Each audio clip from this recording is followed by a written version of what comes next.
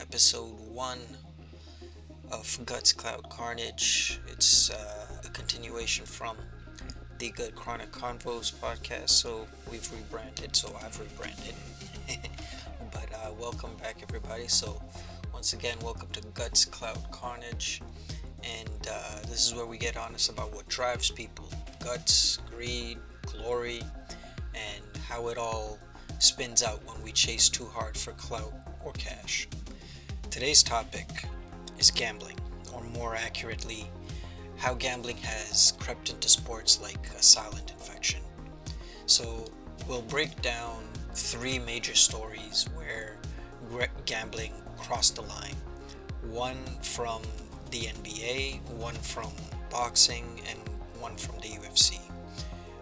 And then we'll talk about what's happening right now in 2025, because this year the gloves are off. Betting isn't just part of sports, it's like woven into it. So, and before we get rolling, let me say this. I'm not here to shame people. I'm not here to shame people for betting. I'm here just to talk about why it's dangerous when the players themselves start to gamble. Because when the ones playing the game start betting on it, that's not entertainment anymore. That's corruption wrapped in confidence. I mean, think about it. If your pilot starts betting on whether the plane lands safely, I mean, you're getting off that flight immediately. So, as we always do, let's grab our coffee, let's grab our OJ, let's get comfy, and let's get into the show. So, as I was talking about the NBA, let's get into the NBA. So, the NBA's shadow whistle, Tim Donaghy, and the whole referee scandal that happened back in around the 2007. The 2000s were a golden time and a golden era for basketball. LeBron was becoming the king, Kobe was rewriting history, and the NBA had never been more global. But behind that glitz and grind, something really ugly was kind of brewing. Enter Tim Donaghy, a respected NBA referee. He wasn't a rookie. He wasn't struggling for money. He was officiating playoff games, respected by players and coaches, but he had a problem. Gambling addiction that started small and spiraled really quick. He began betting, on games he was officiating. At first, it was just about picking winners, but once he realized how much he could influence the spread, meaning how much a team wins or loses, he started really, managing outcomes. One foul call here, a travel there, a technical when emotions were high. Just, subtle shifts, enough to make a few friends rich and a lot of people suspicious. The FBI, eventually gets tipped off, and not by the league, but by a bookmaker who couldn't ignore how weird the betting patterns looked. In 2007, the bomb dropped. Donaghy had been fixing games. The NBA's reputation took a straight punch. David Stern, the commissioner at the time, he went into full crisis mode.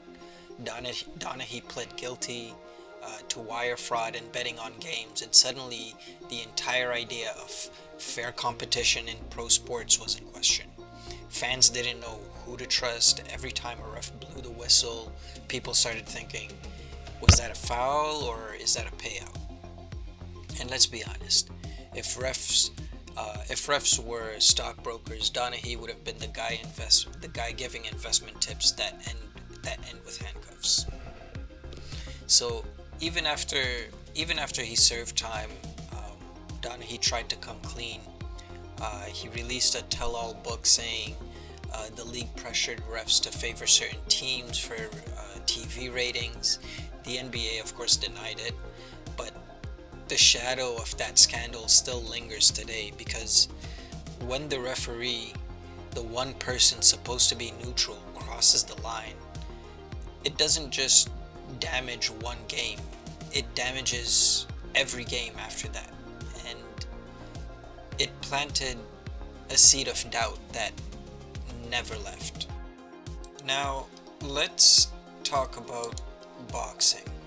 Um, if we go back to 2005, we can talk about boxing and the mirage of control. We have James Lights Out Tony and the Age of Fixers.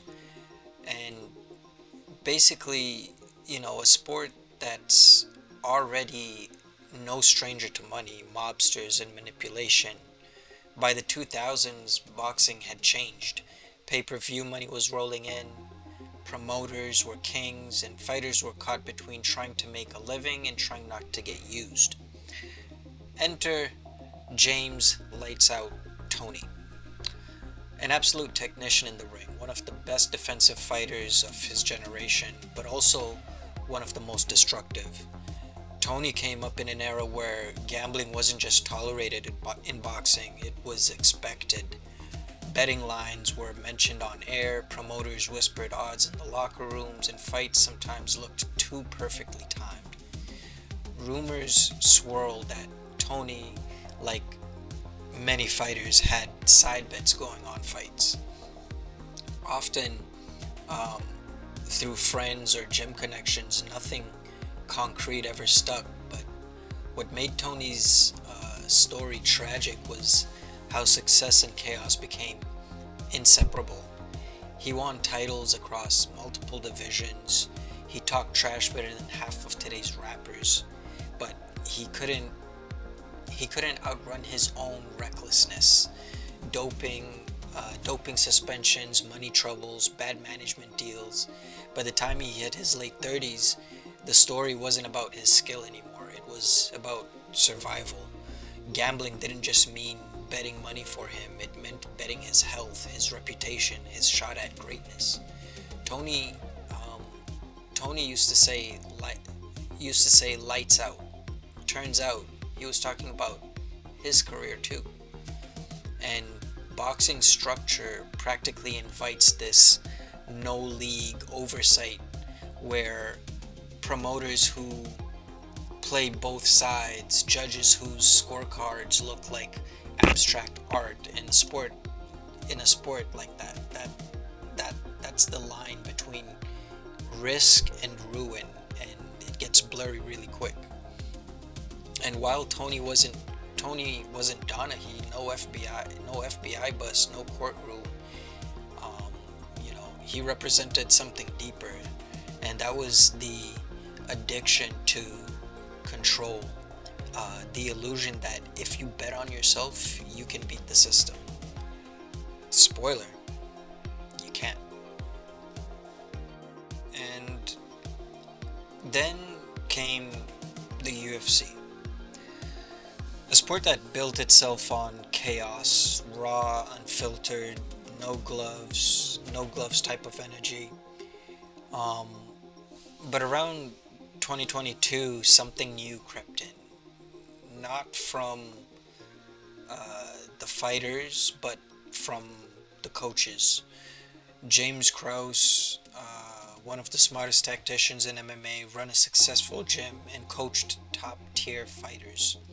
He also ran a betting Discord server where he gave tips and picks on upcoming fights, including ones involving his own athletes.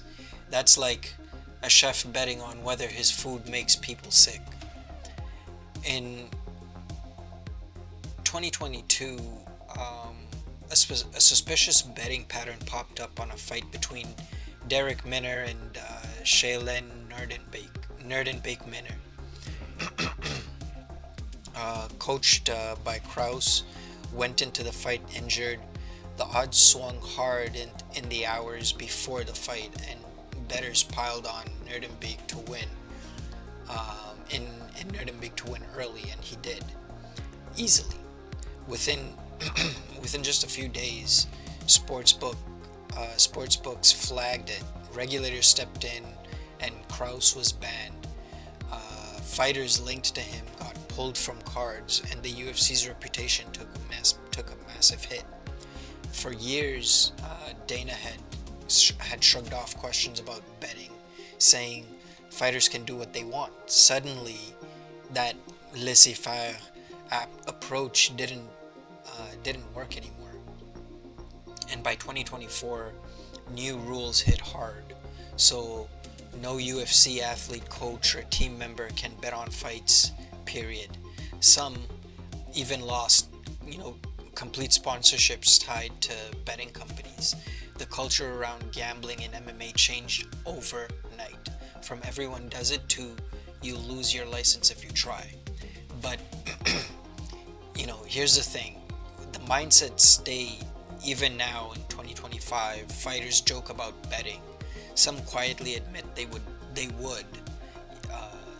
if they could, and that's how normalized it's become. If fight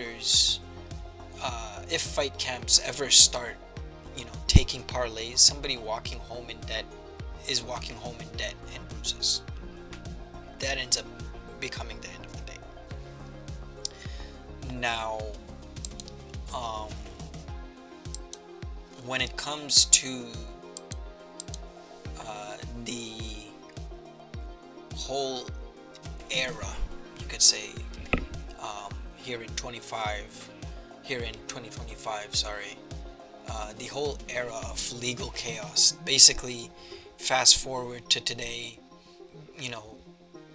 gambling isn't in the shadows anymore. It's sitting in the VIP seats in the NBA. Players scroll through betting apps between practice drills. Teams have partnerships with DraftKings and BetMGM. The same ads telling fans bet responsibly are also plastered next to the team logos. In the UFC, the whole event looks like a betting commercial. Odds pop up before fighters even step in the cage. And we've reached a point where the business of sports is starting to eat the sport itself. Regulators are nervous because it's no longer about criminal betting rings. It's about addiction, pressure, and blurred ethics. Recent leaks, excuse my speech. Recent links hit that certain NBA role players, not stars, but bench guys, people who are used as intermediaries, are basically used as intermediaries to place bets. Currently, nothing's proven, but whispers turn to smoke fast, and it's the same in the UFC. A few gyms are still under quiet investigation. Patterns pop up, injuries not disclosed, money shifting hands before weigh-ins. It's not as blatant as it was before, but it's happening. And when money gets involved in that way, the game and the whole spirit of the sport changes. At this point, half the leagues got betting sponsors, the other half's praying they don't bet against themselves. So, what else do you want them to do? Now, we can get into 5 real reasons athletes don't need to gamble, and let's get serious here for a minute. And really, anyone who's an athlete, or really anyone chasing a legacy, this is why you don't really need to gamble. You already hit the jackpot. Out of millions of dreamers, you made it. You are the 1% of the 1%. Why gamble the rarest privilege in the world? A professional sports career, and on the one vice designed to take from you. The house always wins. Even when you think you are the house, gambling gives you the illusion of control, but every edge you think you have is already baked into the system. It's like bringing a knife to a calculator fight. Your legacy has no reset button. Once the word scandal hits your name, it sticks like glue. Sponsors drop, fans turn, the internet remembers, and you can rebuild, sure, but it'll always start with an asterisk, basically a question. Now, you lose the business game. Even if you win bets, you lose leverage. Networks won't hire analysts with gambling stains. Teams don't trust players who might leak insider info. It's kind of like tattooing liability on your forehead. The mental toll is also brutal. Fighters, ballers, boxers all thrive on clarity, but gambling, that rewires your brain and it replaces focus with fixation. Training becomes distracted, performance drops, and soon you're gambling to feel something again. And trust me, there's no worse feeling than losing money and the fight. Now, the irony of gambling is that it's not about greed, it's about control. We think if we know the game, we can beat the odds. But that's the biggest con of all. The biggest athletes in history didn't gamble to win; they trained to win. And even when they knew they knew that chance is a cruel god. In 2025, gambling is everywhere. In your apps, your feeds, your locker room sponsors. But what's rare now is integrity, the ability to walk away from the bet and still feel like you won. So yeah, gamble if you must, but don't gamble your name, your craft, or your discipline, because the only bet worth placing is on yourself. Everything else is just house money pretending to be destiny.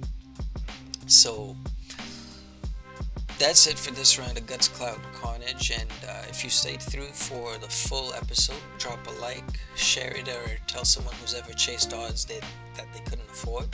And next time we're digging into clout as currency, and why some people would rather go broke than go unnoticed. Until then, stay grounded and keep your bets emotional, not financial. Peace.